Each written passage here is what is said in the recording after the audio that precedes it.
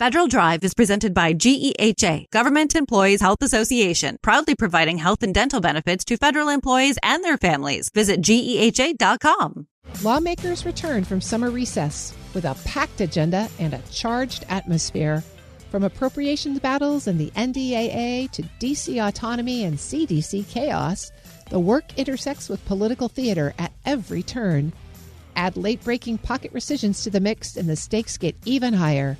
Here to map out what's ahead and what's at risk is Deputy News Director at Bloomberg Government, Lauren Duggan. Lauren, thanks for joining me. Thanks for having me.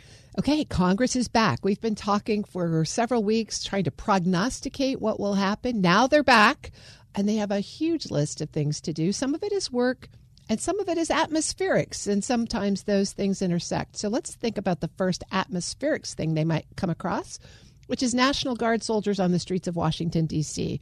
How is that going to just impact the whole congressional conversation?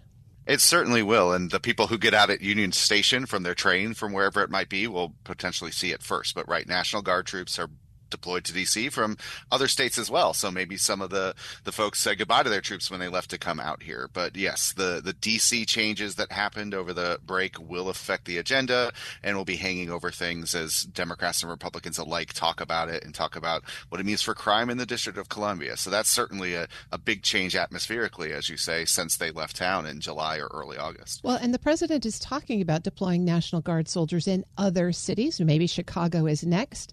What role does Congress have to play in those conversations and authorities?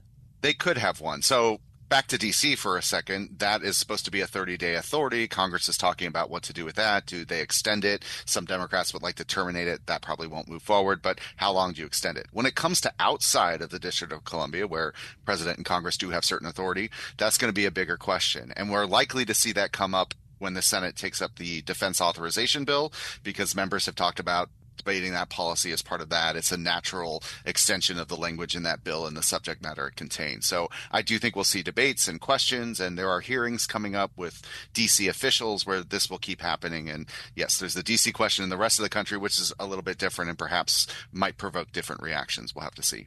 And normally at this point in the fiscal year, we're talking about year-end close and probably continuing resolution and appropriations bills. I would think that would be on the top of their list, but I might not be right. What do you think?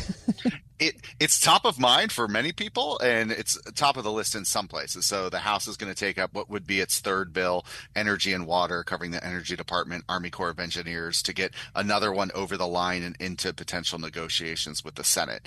But you're right, September 30th, right around the corner. Only 3 full weeks of business are planned before that. They're taking the week of the 22nd off because of Jewish holidays. So really a compressed timetable to come up with a solution here. Short-term CR, always under discussion. Long-term CR is of interest to some members. That might cover the whole year, maybe with earmarks. Not sure if they could get to that yet. And obviously, if they can't do either of those things or figure out full-year bills, we'll be worried about a shutdown pretty soon and what that might mean for government operations, government contractors, and beyond. Well, let's take a positive approach first. The Senate has 3 bills. The House has 2.5, as you just said. But there's a lot of space between the Senate's versions of these bills and the House's version. Do you expect that trend to continue? And if so, then how are they ultimately going to get to resolution?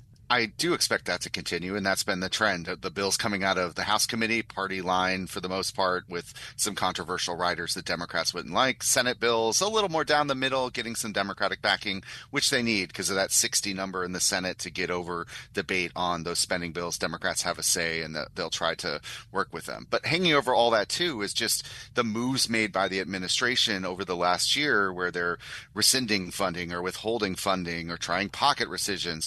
That has colored the debate and the discussion where Democrats say they don't have the trust yet to even reach an agreement that would allow them to do that. So that's going to be a big dynamic here going into these discussions as they return. Can the Democrats and the Republicans have talks that are meaningful if there are those concerns? I'm speaking with Lauren Duggan. He's the Deputy News Director at Bloomberg Government. Let's not lose that pocket rescission thread, because last week the administration launched another one, $5 billion in international aid that it says it's going to withhold, and this now becomes a pocket rescission threat. So talk us through that and what the response has been. So the idea of a pocket rescission is using this rescissions authority. They're supposed to propose a rescission. Congress has 45 days to say yes or no to it. And if they say, no, you can't rescind it, the money is supposed to be sent. They're trying to do this within the 45-day window before the end of the year. So theoretically, Congress may not have time to deal with it. And the going theory is if you don't spend it by the end of the year and it's in this rescission window, it can't be spent. So it's basically blocked from being spent. That's why it's more of a pocket thing, like a pocket veto than a traditional rescission. This is a legally questionable area of the law. It's kind of in a gray space that this is being proposed, but Russ Vought has been an advocate of this. We'll have to see how this plays out.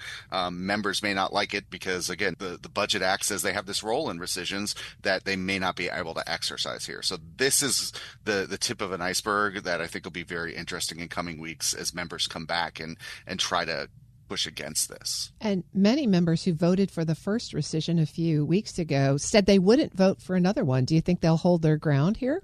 They may. We'll have to see again on that. The first package was mostly foreign aid as well. There was the Corporation for Public Broadcasting funding that goes to some of the help for NPR and PBS, but other things as well. And that was an area where there was a sticking point. And some opponents of that bill did pull one of the rescissions out of that, dealing with some of the AIDS programs that they were concerned about. So we'll have to see how that plays out. But members are going to have reactions to this for sure as they continue to digest the action. Related to appropriations, sort of, is the NDAA, the National Defense Authorization Act. There's hearings coming up on that. Do you think they'll get that one across the finish line? I think that's more of an end-of-the-year play probably for the final version of it, but with the Senate trying to take the procedural votes today to get onto that bill and maybe debate it for many days because it's a huge bill, they'll work on that. The House is looking at debating this next week, so we might have a House and a Senate version through that they could take to a conference or negotiations at least to try to come up with a final version. That bill isn't about spending the money. It's about setting, how many of the weapon systems, what troop pay increases should be, and other policy for the DoD, including acquisition policy. The House bill has something called the SPEED Act in it, and the Senate will be looking at some proposals there as well, I'm sure. So major piece of legislation that often moves earlier in the year, but they're going to make steps here in the coming weeks to at least get those initial versions over the line. Well, let's circle back to atmospherics. There's certainly been a lot of churn at the CDC and within HHS over the last week. Do you think that's going to make its way into congressional conversations here? I think certainly, and the place we might see it most acutely is when Robert F. Kennedy Jr., the HHS secretary, goes to Capitol Hill. It's officially about the president's healthcare agenda, but undoubtedly this will come up in there. The removal of the CDC director who had just been confirmed, I think, in July before the Senate left, what that means for the agency, what it means for vaccine policy and beyond. So that will definitely come up in that setting. No senator's going to waste the opportunity to ask the tough questions there if they have them. So that'll be a big factor throughout the week. What else are you tracking that's going to be floating around in the air on Capitol Hill? The nominations picture is also going to be a big deal. The Senate left in August without a deal on nominees, and with a discussion about should we change the rules to speed up this process, allow us to get things through faster. I would see more discussions about that coming up. They have another one on their plate. There's the Federal Reserve trying to get a nominee in place there before the next Fed meeting, which we'll see if they can get that done. But definitely nominations and what that means for Senate rules and that relationship between Republicans and Democrats, that could be really interesting here in the opening weeks of the fall session. And we don't normally talk about this topic, but the Epstein files are going to make an appearance shortly, and that's going to fire up a lot of conversation. Absolutely. I think summer may have dulled this, but it didn't eliminate it. The House had to leave a little early because of procedural wrangling over what to do and what votes to potentially take. Over the summer, we saw documents sent to the Hill. I don't think everyone's happy with what they got. And Thomas Massie, the Kentucky Republican, has been working with Democrats to keep this conversation going about getting documents, getting information. They're going to rejoin that effort this week. So that's not going away. We'll see if maybe a month has dulled people's interest in holding up everything on the House floor over this, but they'll certainly be discussing it, and we'll see some discussion at least about that early this week. Sounds like the work is not getting any easier, only harder. Correct. The labor will continue even with Labor Day in the rearview mirror. I've been speaking with Lauren Duggan, Deputy News Director at Bloomberg Government. Lauren, thanks as always for your insights. Thank you. We'll post this interview at federalnewsnetwork.com/Federal Drive. Hear the Federal Drive on your schedule. Subscribe wherever you get your podcasts.